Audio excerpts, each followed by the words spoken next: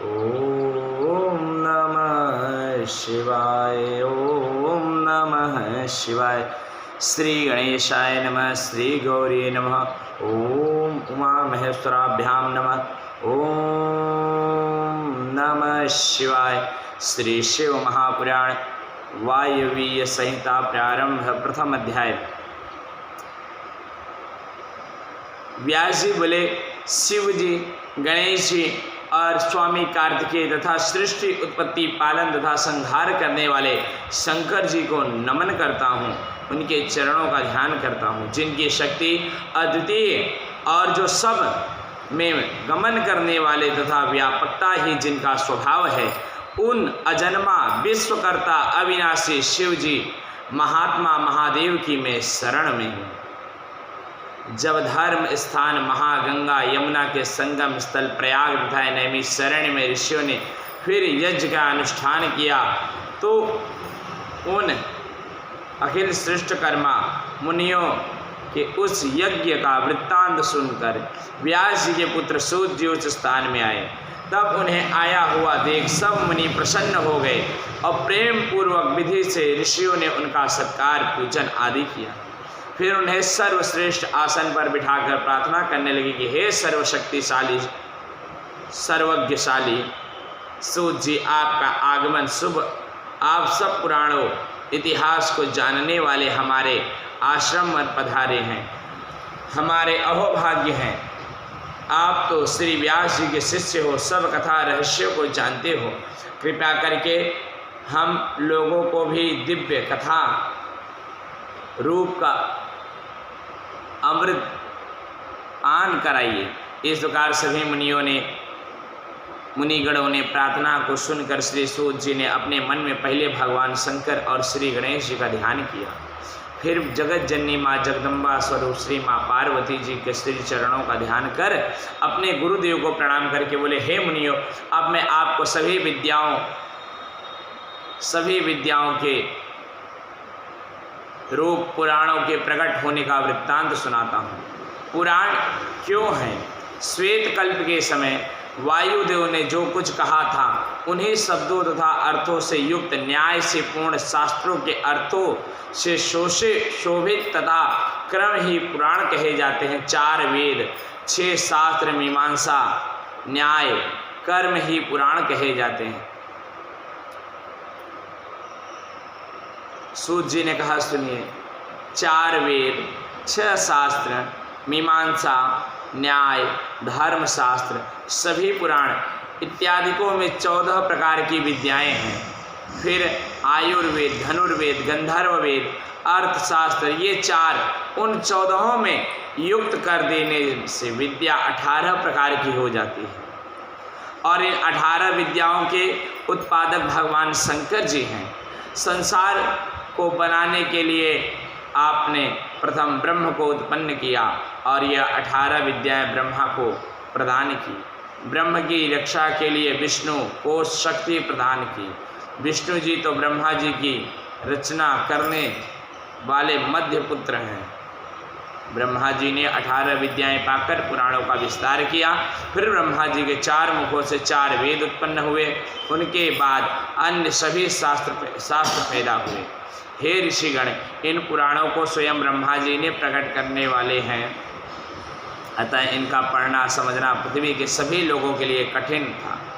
यह देखकर परम दयालु भगवान शंकर जी की प्रेरणा पाकर स्वयं विष्णु द्वापर की समाप्ति के समय व्यास के रूप में अवतरित हुए।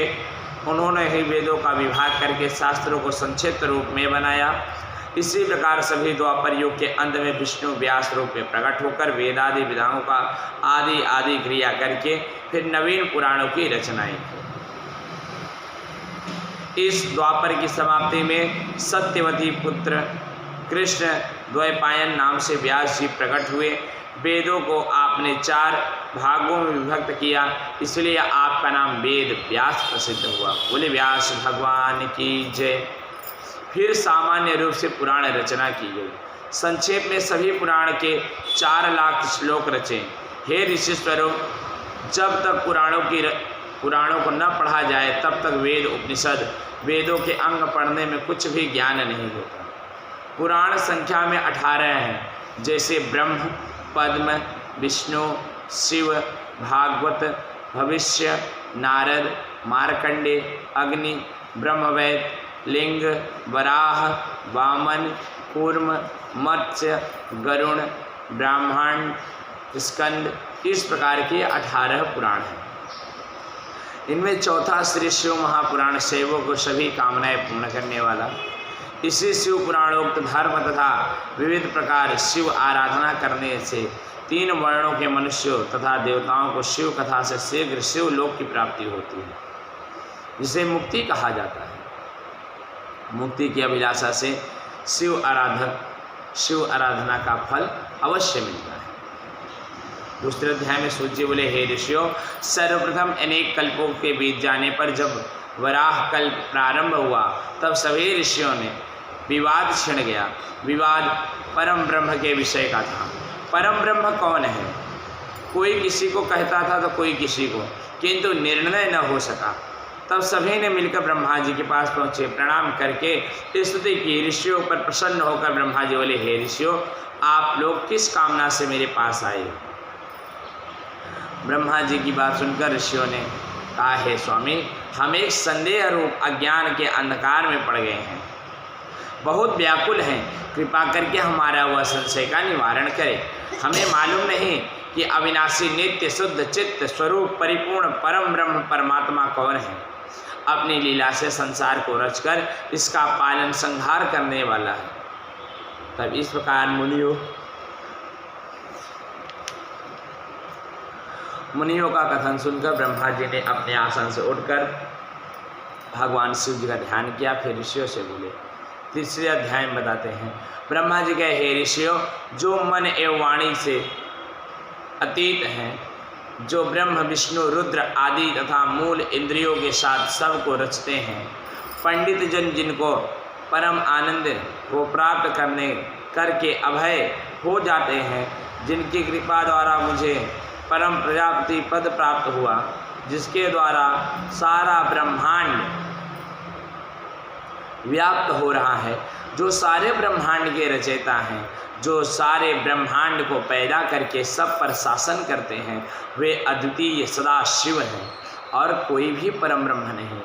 जो भी प्राणी तत्व रूप द्वारा उस शिव का ध्यान करता है, वह मर जाने के बाद सांसारिक बंधनों से मुक्त होकर परम पद पाता है। जो सूर्य, चंद्र, अग्नि, बिजली आदि को अपने प्रकाश द्वारा प्रकाशित करके सभी विश्व को प्रकाशमय बना देता है। श्रुतियों तथा कथन इसी प्रकार है। इस अद्वितीय महेश्वर शिव जी की अनंत महिमा जानी नहीं जा सकती, इनके समान कोई भी नहीं है। यही अनंत महिमा अखंड ब्रह्मांड अखंड को स्वामियों के भी नाथ अद्भुत लीला वाले भगवान सदाशिव अपने अंदर ही संसार उत्पन्न करते हैं, प्रलय काल में फिर अपने में ही विलीन कर लेते हैं। सारा ब्रह्मांड इनके अधीन है। यही मनुष्य आदि सब प्राणियों को प्रपंच में लगाते हैं। इन्हें अज्ञानी दुष्ट पतित अधम देख नहीं सकते। भक्त जन इनका ही पूजन आराधन करके अपने अंदर तथा बाहर इनके ही दर्शन पाते हैं। ये तीनों रूपों वाले हैं, स्थूल सूक्ष्म से भी सूक्ष्म तथा स्थूल रूप को देवता, सूक्ष्म रूप को योगी जन देख सकते हैं। तीसरा सूक्ष्मति सूक्ष्म नित्य एवं अविनाशी रूप है। वह रूप तो शिव जी के परम भक्त शिव व्रत के अनुकूल चलने वाले ही देख सकते हैं। शिव जी वेदों में कहे गए साधनों द्वारा प्रसन्न होते हैं। वेदोक्त साधनों से पहले जन्म के पाप पुण्य समान हो जाते हैं। तब भगवान शंकर कृपा करने लगने धर्म के विशेष होने पर धर्म का नाश हो जाता है। इस प्रकार धर्म के विशेष हो जाने पर उसके द्वारा जन्म जन्मांतरों के पाप संग्रहों के नाश होने पर भगवान शंकर की ज्ञान सहित अचल भक्ति प्राप्त होती है।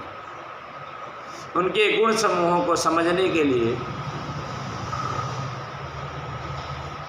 प्रथम उनकी परम कृपा चाहिए, वह साधनों द्वारा मिल जाती है। फिर कर्म बंधनों से विमुक्त होता है निष्काम अनपेक्षित व धर्म 2 प्रकार के हैं। गुरु अनपेक्षित तथा 100 धर्म 100 गुना विशेष है। गुरु अपेक्षित धर्म द्वारा ही शिव धर्म में प्रवृत्त होकर मनुष्य को शिव का ज्ञान प्राप्त होता है। फिर संसार असार दिखाई देता है, वह सभी सांसारिक विषयों से निवृत्त होकर भाव साधन में प्रवृत्त हो जाता है। भाव सिद्ध हो जाने पर ध्यान कार्य में निष्ठा होती है। फिर ज्ञान तथा ध्यान से युक्त हो मनुष्य योग में प्रवृत्त हो जाता है। योग से भक्ति, भक्ति से शिव कृपा से संसार से मुक्ति हो जाती है। फिर तो वह मनुष्य शिव समान रूप होकर शिव धाम पाता है। इसी कारण हे ऋषियों, तुम भी परम ब्रह्म शंकर की कृपा पाने के लिए यत्न करो। मन तथा वाणी की कमल निवृत्त करके निरंतर अग्निहोत्र करने लग जाओ, जिसमें परम ब्रह्म परमात्मा शिव के ध्यान का अभ्यास करो।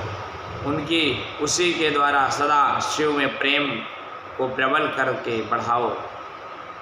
तुम लोग ऐसा करो, देवताओं के हजारों वर्ष पर्यंत महायज्ञ करने का संकल्प कर लो। आरंभ करने के बाद जब यज्ञ पूर्ण हो जावे, तब तुम्हारे मंत्रों द्वारा आवाहन किया गया वायुदेव तुम्हारे पास आ जाएंगे। उसी से तुम्हें अपने कल्याण का मार्ग प्राप्त होगा। उसके बाद तुम लोग परम पवित्र वाराणसी नगरी चले जाओगे। वहाँ पिनाकधारी भगवान शंकर, जगत माता श्री पार्वती जी के साथ भक्तों पर कृपा करने वाले लीलाधर विराजमान होंगे। इसी समय मनमोहक नामक अपना चक्र छोड़ने वाला हूँ। उस चक्र के नेमी जिस स्थान पर टूट जाए, तुम लोग उसी स्थान में जाकर महायज्ञ कर तप करने के लिए पवित्र समझना, वही स्थान मुक्तिदाता होगा। यह कहकर ब्रह्मा जी ने शिव ध्यान पूर्वक उस सूर्य के समान चमकते चक्र को छोड़ दिया। फिर सभी ऋषि ब्रह्मा जी को प्रणाम करके चक्र के पीछे पीछे चल पड़े। वह चक्र चलकर किसी परम पवित्र विशाल भूमि के खंड पर जा गिरा। वह एक बड़ी शिला उससे के साथ टकराकर उसी नेमी में टूट गई। इसी कारण वह पृथ्वी खंड परम पवित्र यक्ष गंधर्व आदिकों से सेवित नैमिषारण्य नाम से विख्यात हो गया। बोले नैमिषारण्य तीर्थ की जय हो। ऋषि लोग ने वहाँ पर महायज्ञ करने से दीक्षा ग्रहण की। एक समय राजा उर्वशी के साथ विहार करते करते वहाँ आ पहुँचे। वह 18 समुद्र द्वीपों का स्वामी होते हुए भी उस रमणीय भूमि खंड के लिए ललचा गए। मोह में आकर ज्ञान से मुनियों की उस स्वर्ण वेदी को छीनने को तत्पर हो गए। मुनि लोगों ने भी क्रोध में आकर राजा पर कुशा का प्रहार करके मार गिराया। और यह भी भूमि खंड है जिस पर बैठकर ब्रह्मा जी ने पहले सृष्टि रचना आरंभ की थी। इसी भूमि खंड को पाकर ऋषि लोग अत्यंत आनंदित हुए। चौथे अध्याय में सूर्य जी ने कहा, हे ऋषियों, उस भाग्यशाली ऋषि ने नैमिषारण्य क्षेत्र में भगवान शिव की आराधना में महान यज्ञ का आरंभ किया। उन्होंने 10,000 वर्ष में आकर उस यज्ञ को पूर्ण किया। तब ब्रह्मा जी की प्रेरणा पाकर वायुदेव ने नैमिषारण्य क्षेत्र में आकर उन्होंने देखते ही ऋषि लोग अपने आसन से उठ खड़े हुए वायुदेव को उत्तम आसन पर बिठाकर सत्कार करके स्वयं बैठे। तब वायुदेव बोले, हे ऋषियों, आप लोगों का यह महायज्ञ तो निर्वाद हो रहा है। कोई देव शत्रु दानव तो विघ्न पहुंचाने नहीं आ पहुँचे। फिर आप लोग को कोई प्रायश्चित तो नहीं करना पड़ा, जो और कष्ट तो नहीं हुआ। आप लोगों ने शास्त्र स्त्रोत आदि से देवताओं को तथा पितृ कर्मों से पितरों को पूज कर क्यों यज्ञ विधान पूर्वक पूर्ण कर लिया है। अब आपका इस विषय में क्या समाचार है। इस प्रकार वायुदेव के कथन को सुनकर ऋषि बोले, हे वायुदेव, सुनिए, हम लोगों का ध्यान अज्ञान अंधकार दूर करने के लिए ब्रह्मा जी का आराधन किया। तब प्रसन्न होकर उन्होंने इस महामंत्र के लिए कहा। साथ में ब्रह्मा विष्णु रुद्र आदि देवों के स्वामी परम ब्रह्म परम पिता परमात्मा भगवान को संतुष्ट करने के लिए शिव मंत्र के जपने के निर्देश तथा और इसी प्रकार उनकी कथा के अनुसार यहाँ पधारे। हमें निश्चित हो गया कि हमारे 10,000 वर्ष महायज्ञ की पूर्णता हुई। आपके दर्शन करने से हमने अपने को सफल एवं कृतार्थ समझा। ऋषि बोले, हे वायुदेव, सबसे प्रथम 5वें अध्याय में सभी ऋषि कहते हैं, हे वायुदेव, सबसे प्रथम हम लोगों को यह कहे कि आपने यह ईश्वरीय ज्ञान किस प्रकार पाया और जिनका जन्म पर प्रकट हुए ऐसे ब्रह्मा जी से शिव जी भाव को कैसे मिला। यह सुनकर वायुदेव बोले, हे ऋषिगणों, प्रथम सब 21वां श्वेत रूप नामक कल्प लगा। तब ब्रह्मांड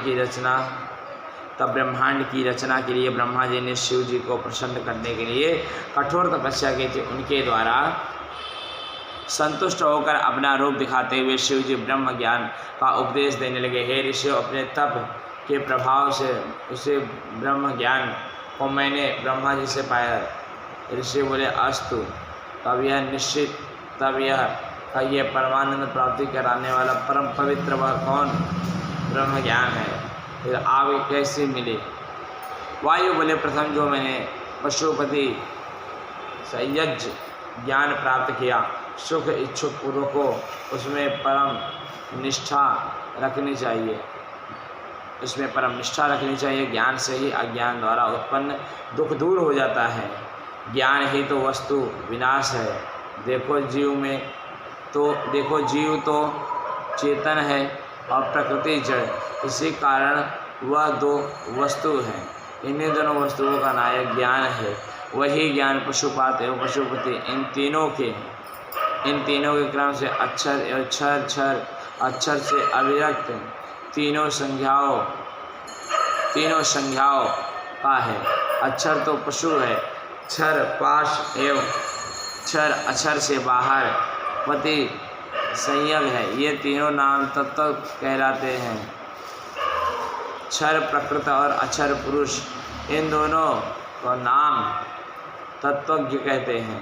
क्षर अक्षर के बाहर पंक्ति संयग है। ये तीनों नाम तत्वज्ञ कहते हैं। क्षर प्रकृति से अक्षर पुरुष है और इन्हीं दोनों का प्रेरक परमेश्वर परे से भी परे वह दूसरा है। प्रकृति तो माया है, माया से युक्त मूल का कर्म का संबंध रखने वाला पुरुष इन दिनों के प्रेरक शिव परमेश्वर है। माया तो महेश्वर की शक्ति है। माया से ढका हुआ चिद्रूप, उस चिद्र रूप को ढक देने वाला मान है। वह शिव द्वारा स्वयं कल्पित है। वह मल महा अंधकार है। उस बाहर परमेश्वर शिव का शुद्ध रूप है। जीव कर्म फल भोगने के लिए व्यापी माया से अनवांछित रहता है। कला आदि से वह उत्पन्न होता है। फिर जल मल का नाश हो जाता है। फिर वह जीव भी मुक्त हो जाता है। इससे बोले, हे वायुदेव, कर्म आदि किसे कहा जाता है, उसका कर्म क्या है एवं उसका फल तथा आशय क्या है, भोग किसे कहते हैं, कौन से भोग के साधन है, मल विनाश का क्या है। मल विनाश हो जाने के बाद पुरुष का विनाश क्या होता है। यह मल विनाश हो जाने के बाद पुरुष का रूप हो जाता है। सब कुछ स्पष्ट रूप से हमें वर्णन करके सुनाए। वायु बोले, कला विद्या राग काल एवं नियमित इत्यादि इनका भोक्ता पुरुष है। सुख दुख रूप फल देने वाले कर्म पाप करके दो प्रकार के हैं। अनादि मलभोग के समाप्त हो जाने के तक ज्ञान अज्ञान तो आत्मा के साथ रहता है। भोग कर्म विनाश के लिए है। यह प्रकृति अर्थात माता कहती है। अतः करण के लिए बाह्य इंद्रिय के द्वार वाले इस शरीर को भोगने के साधन कहा है। जब भावना विशेष हो जाती है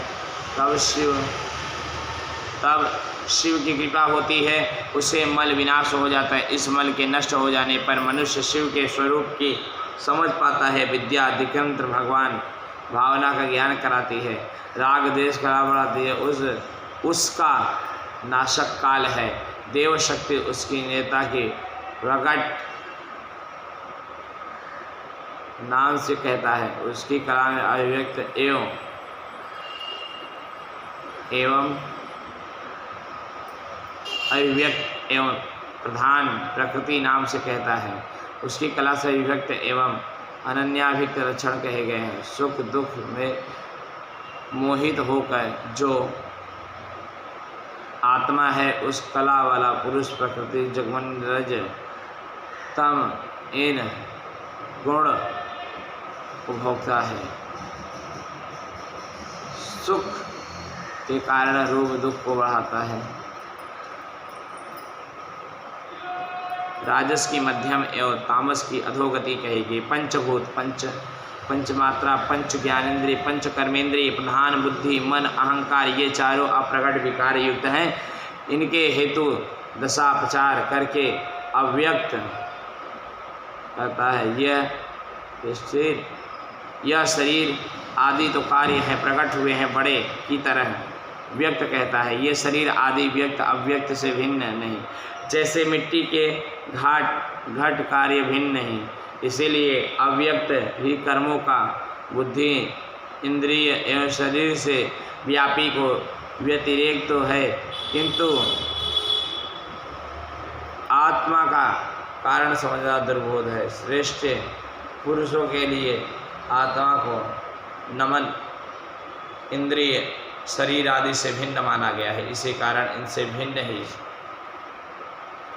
आत्मा है, इसमें संशय नहीं है। वही कर्मों को फल भोगता है। संपूर्ण जगत के मध्य में रहने वाले ईश्वर सर्वज्ञ सर्व अगोचर अंतर्यामी नाम से विख्यात, उन्हें वेद वेदांत इस प्रकार से गणगायन रूप धारण करने वाले ज्ञानी पुरुष को दिखाई देते हैं।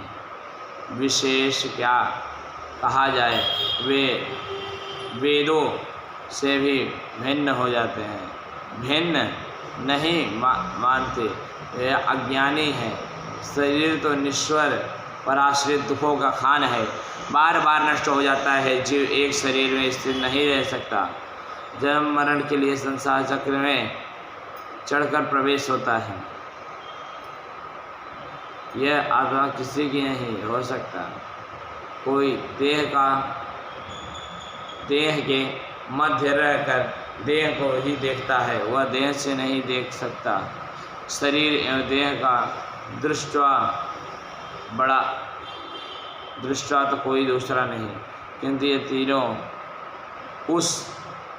क्योंकि ये दोनों उस नहीं देख सकते। यह जीवात्मा ज्ञानहीन होकर परमेश्वर से प्रेरणा पाकर सुख दुख भोगने की आदत के लिए स्वर्ग नरक भी जाता है।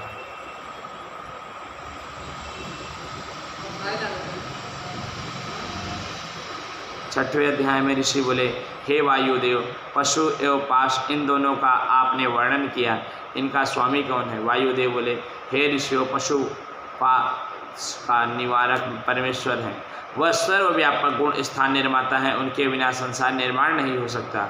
ईश्वर की प्रेरणा पाकर पशु अर्थात शिव कर्तव्य एवं रूप में भासमान होता है।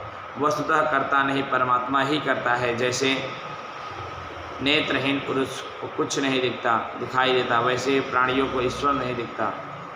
प्राणियों के दिव्य नेत्र प्रदान माया से ढके हुए, इसी कारण ईश्वर नहीं दिखता। जब पशुपाश तथा पति तीनों को ज्ञान प्राप्त होता है, तब ब्रह्म ज्ञानियों को मुक्ति मिलती है। संसार रूप बंधन में जकड़ लेने वाले परमात्मा अक्षर से संयोग द्वारा व्यक्त अव्यक्त को धार लेते हैं, वह विश्व है। और गुरु वही विश्व विनाशक रहते हैं। भोक्ता, योग्य एवं प्रेरक ये तीनों माननीय हैं। विद्वान लोग इनसे आगे नहीं जानते। परमेश्वर मायावी है, वह अपनी ईशानी शक्तियों से अकेला ही संपूर्ण संसार को अपने अधीन कर लेता है। वह सदाशिव है, विश्व की सृष्टि स्थिति संहार करने वाला। सारा विश्व उस विराट पुरुष के नेत्र, भुजा, मुख आदि, आकाश पृथ्वी आदि रचयिता केवल भगवान शंकर है। वहाँ देवों के आदि देव ब्रह्म को रचते हैं। सभी देवों के पालन आदि कार्य वही करते हैं। नेत्रों के बिना ही वे सब कुछ देखते हैं, बिना कान सुनते हैं। बड़े बड़े अणु परमाणु सब में वही एक निवास करते। अतः पुराण पुरुष है, आपनो शक्ति द्वारा अकेले ही त्रिलोकी की रचना की और रच कर फिर से नाश भी कर देते हैं। इसी विश्व रचना के अद्भुत कार्य करने वाले यह शिव शक्ति अजा नाम करके हैं। उनका वर्ण लोहित, शुक्ल तथा कृष्ण वर्ण है। अपने समान रूप वाले दूसरे से यह सेवित उत्पन्न करने वाली है। इस साथ पुरुष होता है, उपभोग करने के बाद इसे त्याग भी देता है। संसार रूपी वृक्ष की भांति अवस्था वाले जीवात्मा एवं परमात्मा रूप दो पत्ते हैं। इन दो जीवात्मा अपने किए कर्म भोगता है, परमात्मा इसका दृष्टा रहता है। सदाशिव अकेला है और अनेकों प्रकार से एक एक को रचकर उसमें ईश्वर का अधिकार भी स्थापित करता है। दसों दिशाओं में अपना तेज प्रकाश फैलाए रहता है, फिर भी वह अद्वितीय उदासीन होकर रहता है। बृहदोपनिषद भी लिखा है कि परम ब्रह्म तो देवता तथा ऋषियों ने जाना है, जो कि गुरुपनिषद में छिपे जगत के आदि ब्रह्म को रचने वाले हैं। और इसी भावना से प्राम्य अनहीन भाव तथा अभाव एवं कला के रचने वाले, इन्हें जानकर ही मनुष्य जन्म मरण के चक्र से युक्त हो ही जाता है। सब स्वामी स्त्री पालन करने वाले हैं, इनका उत्पादन तथा इनका स्वामी कोई नहीं। सबकी कामना पूरक मोक्ष प्रदान अविनाशी, इनके द्वारा भव बिंदवासिनी भव बंधनों से मुक्ति होती है। ब्रह्म जो पैदा करके वेद पढ़ने वाले सदाशिव भजन से मोक्ष की इच्छा करनी चाहिए, जो अमृत के परम सेतु हैं, जलते हुए काष्ठ को अग्नि के समान चर्म की भांति आकाश को ढक रहे हैं। परम ब्रह्म परम परमात्मा शिव के ज्ञान के बिना मुक्ति नहीं हो मिलती। इन्हीं कारणों से सर्वव्यापक परम ब्रह्म सदाशिव है। परम ब्रह्म उन्हें ध्यान करना चाहिए। ओम। सातवां अध्याय, काल महिमा वर्णन। काल की महिमा। ऋषि बोले, यह सारा विश्व, सारी सृष्टि जिसके अधीन होकर सृजन संहार रूप से चक्र की भांति निरंतर चलता है, जिनके द्वारा सब कुछ पैदा होता है फिर नाश हो जाता है, ऐसा प्रचंड काल कौन है जिसके अधीन रहता है? कौन कौन अधीन है, इसके रहस्य हमें वर्णन करके सुनाइए। वायुदेव बोले, हे ऋषियों, काल काष्ठा निमेष आदि से युक्त शरीर वाला यह काल भगवान या भगवान शंकर का ही रूप तेज है। इसका कालात्म नाम प्रसिद्ध है। चराचर सृष्टि कोई भी इसका बाधक नहीं। ईश्वर की इच्छा से ही यह विश्व भर के नायक बने हैं। महेश्वर की आकांक्षा रूप शक्ति इस कालात्मा में कार्य कर रही है। इसके ही द्वारा यह विश्व के अधीन किए हैं और आप स्वच्छंद रहता है। यह काल सदा शिव के अधीन है, क्योंकि शिव शक्ति इसमें विद्यमान है, तभी तो इसको रोकना महाकठिन है। कोई भी इसका उल्लंघन नहीं कर सकता। यह अपने बल से ही त्रिलोकी पर अपना अखंड राज कर रहा है। शिव शक्ति द्वारा ही यह सबका इच्छित अनिच्छित सुख दुख का फल देने वाला है। समय समय पर यह शीत उष्ण वायु चलता है, समयानुसार मेघ जल बरसता है। समय समय पर ही सूर्य देव अपनी तीक्ष्ण किरणों से जगत को तृप्त करते हैं। फिर शांत भी रहकर समयानुसार खेतों में अन्न आदि पैदा हो जाते हैं। वृक्षादियों में फल फूल के समयानुसार लग जाते हैं। इन्हीं कारणों से यह काल भगवान शिव शक्ति द्वारा जगत को जीवन देता है, कारण बन जाता है। जो इस काल तत्व को तत्व रूप से समझ जाते हैं, वे ही इसका उल्लंघन कर देते हैं। फिर जाकर उनको परमेश्वर शिव के दर्शन हो जाते हैं। 8वें अध्याय में बताते हैं तीनों देवों की आयु। ऋषि बोले, हे वायुदेव, अब आप हमें कृपा करके वायु परिणाम एवं संख्या सुनाइए। वायु बोले, हे ऋषियों, हम पहले वायु का वर्णन परिणाम निमेष मात्र ही कह आए हैं। वैसे तो प्रलय काल तक ही संख्या रूप काल की पूर्ण अवधि है। जब 15 प्रलय काल ही संख्या रूप कल की काल की पूर्ण अवधि है। जब 15 निमेष व्यतीत होते हैं तब काष्ठा होती है। 30 काष्ठाओं का एक पूर्वतों का एक दिन रात, 15 दिन रातों का एक पक्ष। यह पक्ष शुक्ल कृष्ण नाम से यह दो पक्षों का प्रकार है। फिर 2 पक्षों का एक महीना, दोनों पक्ष पितरों के दिन रात हैं। कृष्ण पक्ष में पितरों की रात और शुक्ल पक्ष में दिन होता है। लौकिक मान से जब 6 महीने गुजर जाते हैं तो एक अयन होता है, और इस प्रकार जब 2 अयन होते हैं तो मनुष्यों का 1 वर्ष होता है। मनुष्यों का 1 साल भर, देवताओं का दिन रात होता है। मनुष्यों का 1 अयन दक्षिण उत्तरी, इस प्रकार दक्षिणायन होने पर देवताओं की रात तथा उत्तरायण होने पर उनका दिन होता है। मनुष्यों के 308 वर्ष, देवताओं का 1 वर्ष गुजरता है। जब मनुष्यों का 308 वर्ष होता है तब इनका 1 वर्ष देवताओं का। इस प्रकार जब देवताओं के वर्ष से युगों की गणना की जाती है तब 4 युग होते हैं। सतयुग, त्रेता युग, द्वापर युग तथा कलयुग। देवताओं के 4 सहस्त्र वर्षों का सतयुग होता है। इसमें 400 संध्या तथा 400 रातों का वर्षों का संध्यासन होता है।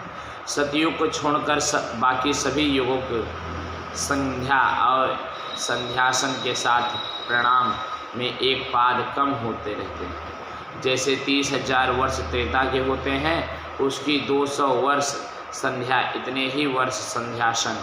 कलयुग 1000 वर्ष का है, उसकी संध्या 100 वर्ष तथा संध्या 100 के साथ सभी युगों का 12,000 वर्षों का वर्ष प्रमाण होता है। जब यह चारों युग सतयुग, द्वापर, त्रेता, कलयुग 1000 वर्ष गुजर जाते हैं तो यह एक कल्प हो जाता है। इस प्रकार 71 चतुर्युगी का एक मनवंतर होता है और एक ही कल्प के मध्य में 14 मनु हुआ करते हैं। इस प्रकार गणना करते करते सैकड़ों हजारों मनु, मनवंतर, कल्प आदि अब तक गुजर गए हैं। न कोई जान सकता है, न गिन सकता है। अव्यक्त रूप परम ब्रह्म शिव द्वारा प्रकट हुए ब्रह्म का कल्प नाम का एक दिन, कल्प का 1 वर्ष कहा जाता है। जब 8000 वर्ष बीत जाते हैं तो ब्रह्मा जी का 1 युग हो जाता है। हजारों युगों का 1 श्रवण होता है। इस प्रकार 30,000 श्रवणों का समय जब बीत जाता है तब ब्रह्मा की आयु पूर्ण होती है। ब्रह्मा का 1 दिन पूरा होने पर 14 इंद्र हो जाते हैं। यह इंद्र ब्रह्मा के 1 महीने में 420 होते हैं। 1 साल में 5040 होते हैं। ब्रह्मा की आयु में 5,40,000 इंद्र उत्पन्न भी होते हैं और मर भी जाते हैं। इस प्रकार ब्रह्मा जी पूरी आयु, विष्णु का 1 दिन,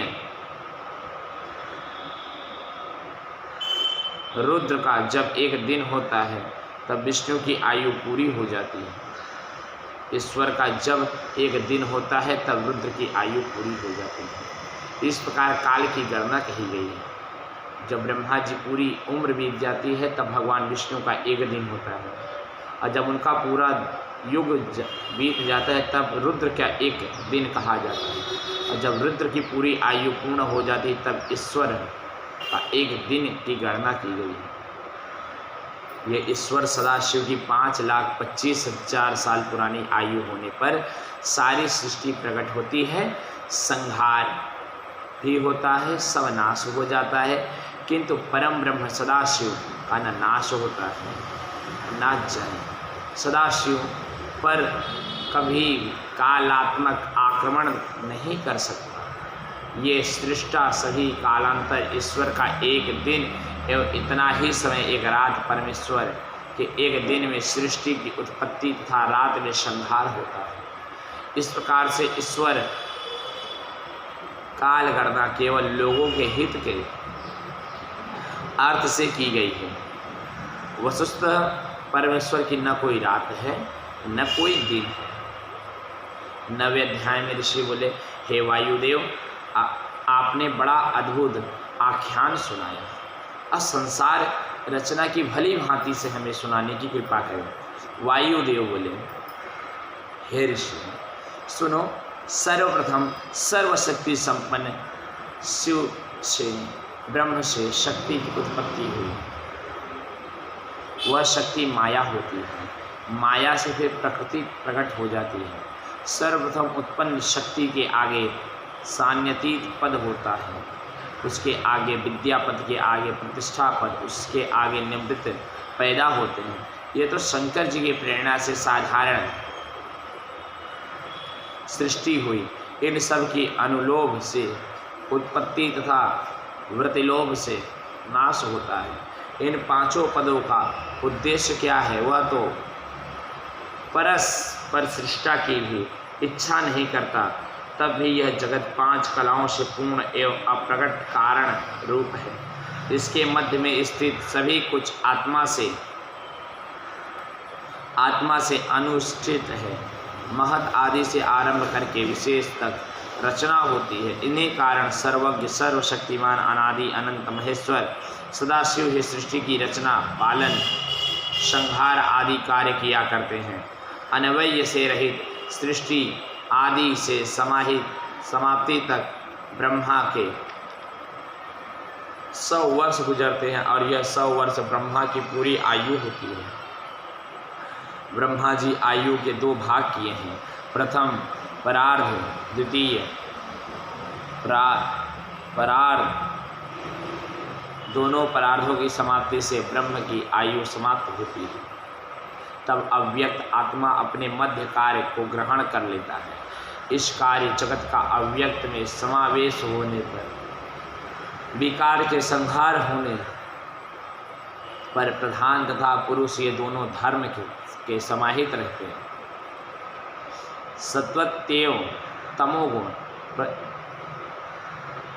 तमोगुण युक्त अनंत दोनों प्रकृति पुरुष समान हैं, परस्पर ओत प्रोत होकर मिले रहते हैं। जब ये दोनों गुण में समान हो जाते हैं तब अंधकार के कारण पृथक पृथक नहीं किए जा सकते। उस समय जब शांत वायु द्वारा निश्चल होता है उसमें कुछ भी ज्ञान नहीं हो सकता। तब ज्ञान अज्ञात जगत के मध्य में अद्वितीय महेश्वर अपनी माहेश्वर रूप में रात्रि का सेवन करते हैं। फिर प्रातः होने पर महेश्वर महायोग द्वारा प्रकृति पुरुष से प्रविष्ट हो जाते हैं। तब इन दोनों में क्षोभ उत्पन्न कर देते हैं। तभी महेश्वर की आज्ञा द्वारा अव्यक्त से चराचर सभी प्राणियों की उत्पत्ति होने लगती है। 10वें अध्याय में बोलते हैं, सबसे पहले ईश्वर ने प्रेरणा से पुरुष रूप जो कि अधिष्ठित हुआ, उस अव्यक्त से बुद्धि आदि से लेकर विशेष तक क्रमशः विकार उत्पन्न होते हैं। उसके बाद उन विकारों में सर्व कारण रूप रुद्र विष्णु ब्रह्म से 3 देवता तथा सर्वव्यापिनी अभेद शक्ति अपरिम ज्ञानी सभी अणिमादि वैभवों के साथ पैदा हुए। इन 3 देवताओं का क्रमशः सृजन पालन संहार ये तीनों कार्य हुए। ये सभी रुद्र आदि ईश्वरत्व युक्त हैं। ऐसा देखकर महेश्वर प्रसन्न हुए। एक कल्प समाप्त हो जाने के बाद दूसरे कल्प के आरंभ फिर इन तीनों देवों को जो कि स्पर्धा बुद्धि मोह युक्त थे उन्हें सृजन आदि काम महेश्वर जी ने दिए। ये तीनों देवता एक दूसरे से पैदा होकर एक दूसरे को धारते हैं। एक दूसरे से वृद्धि तथा अनुसरण करने वाले, परस्पर एक दूसरे की ब्रह्म विष्णु रुद्र कभी कभी प्रशंसा भी करते हैं। तभी तो एक दूसरे से अधिक तथा कम नहीं हो पाते। इन्हें एक दूसरे से किसी को अधिक मानने वाला मूर्ख पिशाच तथा राक्षस योनि पाता है, जो इन्हें कम या अधिक आंकता है। प्रधान से प्रथम वृद्धि ख्याति बुद्धि एवं महत्व पैदा हुए। महत्व के क्षोभ से 3 प्रकार के अहंकार उत्पन्न हुए। अहंकार से 5 5 महाभूत तन्माता इंद्रिया पैदा हुई। विकृत अहंकार के सत्वगुण से अतिरिक्त सात्विक तत्व उत्पन्न हुआ। वैकारिक सृष्टि तो एक ही ज्ञानेन्द्रिय, 5 कर्मेंद्रिया, 5 तथा मन है। तमोगुण अहंकार 5 महाभूतों, पंच मात्रा आदि से उत्पन्न 11वां मन अपने गुण द्वारा 2 प्रकार का होता है। संपूर्ण प्राणियों से प्रथम आदिभूत होते हैं। उस आदिभूत से शब्द गुणवान आकाश पैदा हुआ। फिर आकाश से स्पर्श गुण, उससे वायु, वायु से रूप गुण, रूप से तेज, तेज से रस, रस गुण, उससे गंध गुण, गंध से पृथ्वी पैदा हो जाती है। फिर इन 5 महाभूतों द्वारा सारा संसार निर्मित हो जाता है। ये 5 महाभूत अव्यक्त माहेश्वरी की कृपा द्वारा पुरुष से अधिष्ठ रहते हैं। तब महदादिक से आरंभ कर विशेष तक इस अंड को उत्पन्न करते हैं। उस समस्त कार्य कारण से सिद्ध हुआ। ब्रह्म उस अंड में वृद्धि पाकर ब्रह्म नाम करके सेते हो जाते हैं। यही सर्वप्रथम शरीरधारी पुरुष है। संपूर्ण प्राणियों से पहले उत्पन्न हुआ। यही आदि करता एवं ब्रह्म कहता है। अव्यक्त की प्रेरणा द्वारा उनके मन में अनेकों मनोरथ प्रकट होते हैं और किसी प्रकार से नहीं। इसके तीनों गुणों को अपने अधीन रखने का स्वभाव है और उन दिनों गुणों की अपेक्षा भी इसे होती है।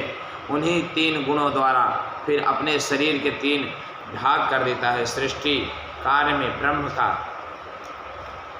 भाग, संहार कार्य में रुद्र, पालन कार्य में सहस्रशीर्ष विष्णु होता है। वह नायक रहता है। यह नायक विराट रूप में हो जाता है। स्वर्णमय सुमेरु पर्वत उसका गर्भ बंधन होता है। समुद्र जल गर्भ तथा गर्भाशय होता है। उस अंड में लोक है। लोकों में सूर्य, चंद्र, नक्षत्र, वायु आदि रहते हैं। उनके साथ साथ विश्व व्याप्त होता रहता है। इससे 10 गुना बढ़कर जल इस अंडे को ढका रहता है। जल से 10 गुना तेज, तेज से 10 गुना वायु, वायु से 10 गुना आकाश, फिर आकाश आदि भूत ढक जाते हैं। उन्हें 5 भूतादि, इनको फिर महत्वादि को प्रकृति चारों ओर से ढके रहती है। यह 7 आवरण हैं जिन्हें अंड आवृत रहता है। ये सब 8 प्रकार की प्रकृतियां हैं। अंड के बाहर परस्पर एक दूसरे को ढककर स्थित है। सृष्टि के रचना आदि कार्य करता तीनों देवता एक दूसरे से प्रकट होकर एक दूसरे को धारण किए रहते हैं। आधार आधेय भाव वाले जितने विकारी हैं उनमें विकार रहता है। अपने अंगों संकुचित तथा विस्तृत कर देने वाले कछुए की भांति यह अव्यक्त विकारों को रचते हैं, फिर अपने मुंह में छुपा देते हैं। सृष्टि रचना के आदि कार्य करता तीनों देवता अधेय भाव से जितने विकारी हैं उनमें विकार रहता है।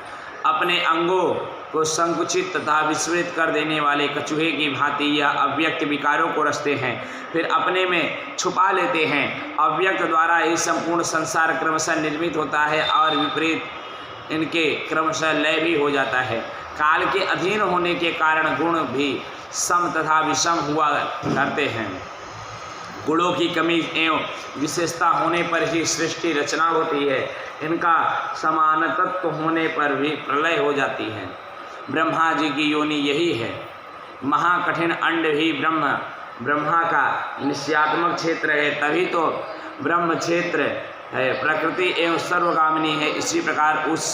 इसी प्रकार इसके क्रमशः कोटि से अंड रहा करते हैं। उन अंडों में चतुर्मुख विष्णु तथा रुद्र इन देवों की प्रकृति रची रहती है। वे तीनों देवता शिव जी की समीपता पाकर स्थिर रहते हैं। महेश्वर तो व्यक्त से भी परे है। व्यक्त से अव्यक्त, अव्यक्त से अंड, अंड से ब्रह्म, ब्रह्म पैदा होते हैं और फिर यही ब्रह्म संपूर्ण लोक रचता है। पहले प्रवृत्त होने वाली प्रधान सृष्टि तथा प्रलय काल में सबका प्रलय, ये तीनों कार्य तो केवल परमेश्वर की लीला मात्र है। संपूर्ण सृष्टि के अतुल कारण प्रकृति से पैदा हुए ब्रह्म आदि अंत मध्य रहित हैं। अंत पराक्रम श्वेत रक्त वर्ण वाले एवं पुरुष से युक्त रहते हैं। 11वें अध्याय में ऋषि जी बोले, वायुदेव अब हमें सारे मनवंतर एवं कल्प तथा उन मनवंतरों तथा कल्पों में होने वाले प्रतिसर्ग का वर्णन करके सुनाए। और बोले, ऋषि बोले कि सुनिए, सर्वप्रथम ब्रह्मा जी उत्पन्न होते हैं, उनके एक दिन में 14 मनवंतर हो जाते हैं। असंख्य होने के कारण उन मनवंतरों का पूर्ण रूप से ज्ञान नहीं हो सकता।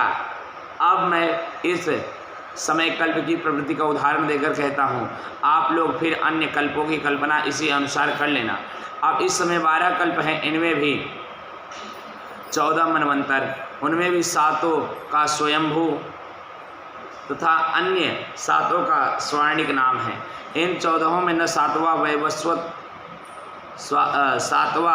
वैवस्वत मनु प्रवृत्त है। सारे मनवंतरों में एक जैसी रचना स्त्री संसार होता है। जब प्रथम कल्प समाप्त होने लगा तब एक ऐसी प्रलय कारक पवन चल पड़ी जिससे वनों में को, वृक्षों को, पर्वतों को जड़ से उखाड़ कर फेंक दिया।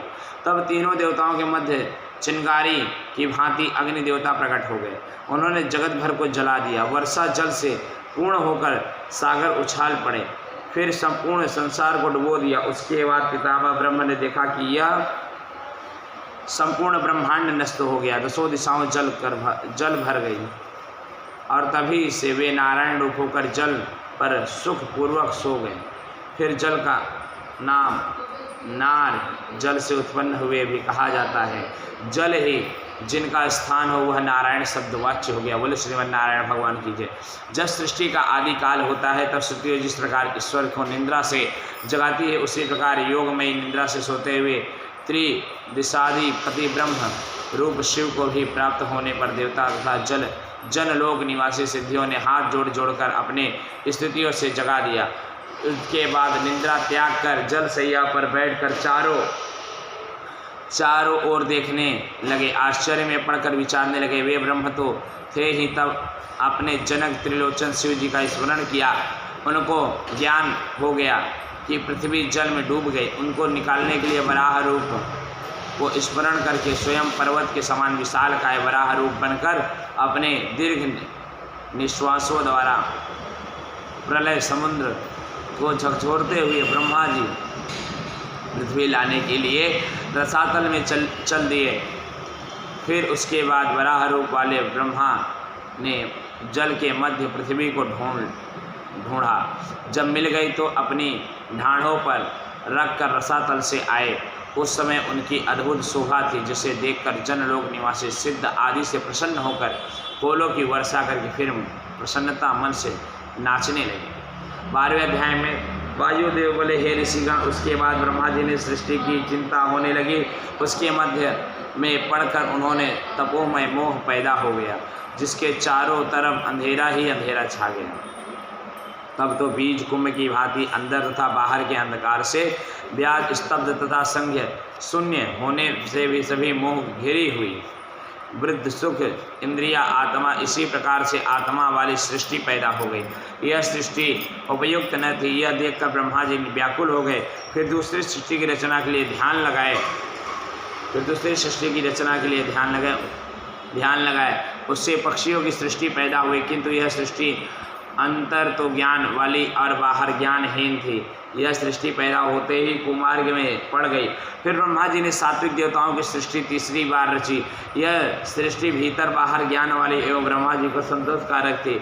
फिर उन्होंने ज्ञान द्वारा संसार के ध्यान रूप उग्र दुख युक्त मानव सृष्टि का निर्माण किया। यह सृष्टि अंदर तथा बाहर से प्रकाशमय सूक्ष्म तमोगुण और विशेषकर रजोगुण वाली ब्रह्मा जी द्वारा प्रथम महंत सृष्टि, दूसरी तन्मांत्राओं को की भूत सृष्टि, तीसरी वैकारिक इंद्रिय संबंधी सृष्टि हुई। यहाँ तक कि वृद्धिहीन प्राकृतिक सृष्टि कहलाई। ये चौथी सृष्टि मुख्य स्थान हुई। फिर पांचवी वक्र स्रोत से पैदा हुई, पंछियों की सृष्टि हुई। छठी ऊर्ध्व स्रोत से देव सृष्टि हुई। सातवीं अरवर की स्रोत से मानव सृष्टि हुई। आठवीं सृष्टि अनुग्रह वाली। नवीं तो कुमार सृष्टि हुई। प्रकृति सृष्टि 3 तो ज्ञानहीन हुई एवं वैकारिक मुख्य ज्ञानिधि युक्त 5 सृष्टियाँ हुई। प्रथम ब्रह्मा जी ने सनक, सनंदन, सनातन, सनंत कुमार तथा ऋषभु या मानस पुत्र पैदा हुए, तो इस सृष्टि निर्माण में निष्ठान धर कर वहाँ से चले गए। यह देखकर सृष्टि की इच्छा से ब्रह्मा जी ने तप किया। तप करते करते बहुत सा समय लग गया, किंतु फल की कुछ भी न निकला। बहुत थक कर ब्रह्मा जी ने क्रोध में आकर अश्रुपात करने लगे, तो उनके अश्रु कणों से भूत प्रेत आदि पैदा हो गए। यह देखकर उनका क्रोध और भी बढ़ गया। इसी कारण से देह त्याग दिया। उसके बाद प्राण स्वामी नील लोहित भगवान रुद्र ब्रह्मा को प्रसन्न करने के लिए उनके मुख द्वारा पैदा हो गए। तब भगवान रुद्र अपने शरीर से 11 रूप पैदा कर दिए और कहा, हे पुत्रों, मैंने आप लोगों को लोकहित के लिए प्रकट किया है। इसी कारण प्रजा रचने के काम में लग जाओ। इस प्रकार की आज्ञा पाकर वे रोने लगे और वहाँ से भाग गए। इसलिए इन सब का नाम रुद्र विख्यात हुआ। उसके बाद महेश्वर ने ब्रह्म से मृतित्व देह में प्राणों का संचार कर दिया। तब तो रुद्र देव बोले, हे लोक पितामह, तुमको फिर जीवित कर दिया, अब तो सुखपूर्वक उठ बैठो। तब इस प्रकार के मधुर वचन सुन ब्रह्मा जी ने आंखें खोल दी और पास में बैठे हुए रुद्र भगवान को देखकर हाथ जोड़ फिर कहने लगे कि आपने मुझ पर दया की, जो इस स्थान पर मुझे दर्शन दिए, कृपा करके अब यह बतावे कि आप 11वें रूप कौन हो। तब रुद्र जी बोले, मैं परमेश्वर हूँ, किंतु इस समय आपका ही पुत्र हूँ और ये 11वें रुद्र तुम्हारी रक्षा के लिए मेरे साथ ही आ गए हैं। अब तो आप मूर्छा त्याग कर ज्ञान प्राप्त करो, मेरी कृपा द्वारा पहले इस तरह की फिर से सृष्टि को आरंभ करो। यह सुनकर ब्रह्मा जी आनंदित होकर शिव नामाष्टकम पढ़ते हुए संसार की आत्मा रुद्र की स्तुति करने लगे। फिर हाथ जोड़कर प्रार्थना की कि हे महेश्वर, आप तो सृष्टि निर्माण के लिए ही मेरे अंगों से प्रकट हुए, इसी कारण इस कार्य में आप ही मेरे सहकारी बने। यह सुनकर रुद्रदेव ने तथास्तु कहा। फिर उनकी आज्ञा से ब्रह्म ने अपने मन में मरीचि आदि 12 पुत्र पैदा किए। रुद्रदेव ये सब के सब मानस पुत्र हैं। इनमें देवता तथा क्रियात्मक महर्षियों के 12 वंश मिल गए। उसके बाद ब्रह्मा जी ने मुख से देवता, गले से पितर, जांघों से दैत्य, गर्भ से मानव, उपस्थ इंद्र से राक्षस पैदा हुए। ये निशाचर राक्षस बलवान थे, प्रायः रजोगुण एवं तमोगुण वाले। इस प्रकार सर्प, यक्ष, भूत, गंधर्व आदि प्रकट हुए। ब्रह्मा जी की दोनों कानों से पंछी एवं वृक्ष से दूसरे पंछी, मुख से बकरी, फिर आँखों से उरग, पांगों से घोड़े, हाथी, सलभ, वृक्ष, ऊँट, खच्चर, नेवले तथा अन्य जाति के पशु पैदा हुए। रोगों से भरी औषधियाँ हुई। ब्रह्मा जी के पूर्व मुख से गायत्री एवं 3 वृत्तों वाले स्त्रोत, रथंतर, अग्निस्त्रोत आदि यज्ञ पैदा हो गए। दक्षिण मुखों में यजुर्वेद, ऋतुछंद, 15 स्त्रोत, वृत्त साम तथा सामवेद आदि। पश्चिम मुख से सामवेद, जगती छंद, सहस्त्र स्त्रोत आदि। उत्तर मुख से 21 आयस वाले अथर्ववेद, अनुपुष्ट छंद, वैराग्य आदि हुए। इसके फिर देह द्वारा अनेक भेद हो गए। ये सब के सब अपने अपने कार्य में लगे, अपने अपने कार्यों के अनुसार जन्म मृत्यु के चक्र में पड़कर फल भोगने वाले ब्रह्मा जी स्वयं ही इनके कर्मों के अनुसार सुख, दुख, धन, आय, व्यय, संपत्ति आदि विधान कर दिए।